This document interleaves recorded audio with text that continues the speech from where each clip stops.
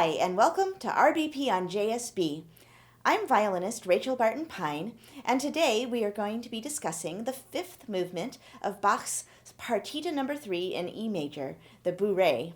By the way, if you want to hear a discussion about some of the general issues that pertain to all of the sonatas and partitas, please be sure to watch the overview episode. So this is one of the two miniature movements of the partitas, of the last partita, I should say, and the Bourrée beat pattern always starts with a pickup, and 1, 2, 1, and 1, 2, 1. Bach was pretty strict with this in his B minor tempo de Bourrée.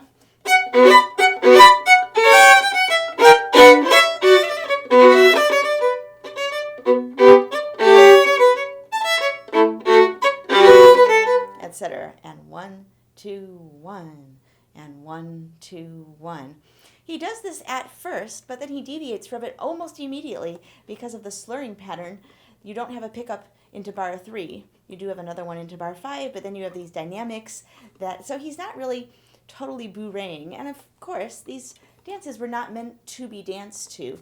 I'm not sure normal Bourrée choreography would have worked for this Bourrée because it's really not, it's not totally kosher. But he establishes it with his initial pickup of each half, and then he just kind of deviates and goes off in his own direction. But whatever you do, it should still feel dance-like. It shouldn't ever just feel like, an instrumental movement called an allegro or something. So, and 1, 2, 1. 1, 2, 1. So it's still going to those middle bars.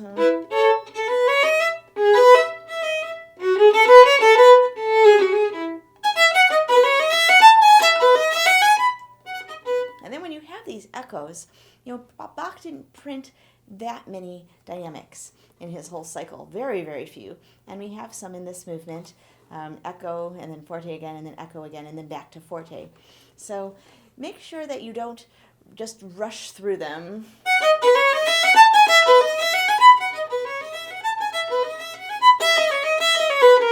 You can actually just ever so slightly rhetorically set them up.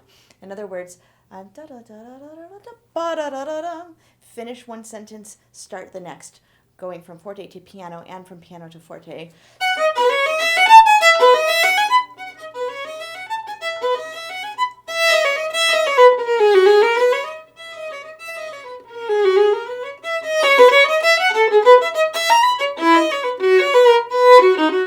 And the gesture at the end, definitely not, but da-da-da-da-da, as all of that group of notes, those 5 notes put together are one single gesture, ya-da-da-da-da. And of course the same at the end. So almost losing the last note, not quite, but definitely it's not an event in and of itself, and it's not important at all. Just like that.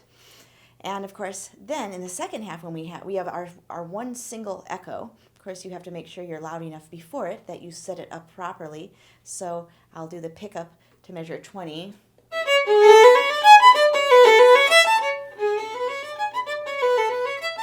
Now you probably think, well, I should come right back to forte, but he doesn't tell you to, which means you have options. If you wanted, now it's going to be kind of minor key. If you wanted to stay kind of soft and sad, you certainly could do that.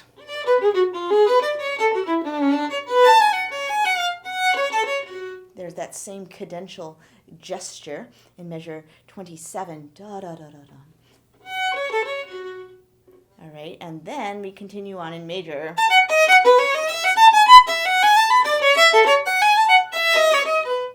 So it would make sense if we wanted to be brighter there and softer in the minor key. Let's see how that would work.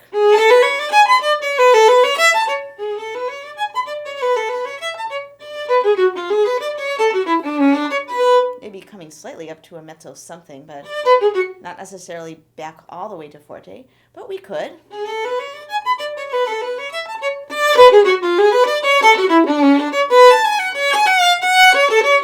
Now we have an angry kind of minor key character, so maybe our major key could lighten up.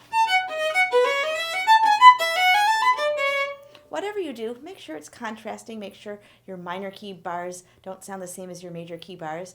There's another little minor key moment, not totally a whole phrase, like the four-bar phrase at 24, but just a little moment at 19. So 17 starts as if it's going to innocently be B major, and then it slightly gets into C sharp minor, and there's your gesture, the same one as in bar 4.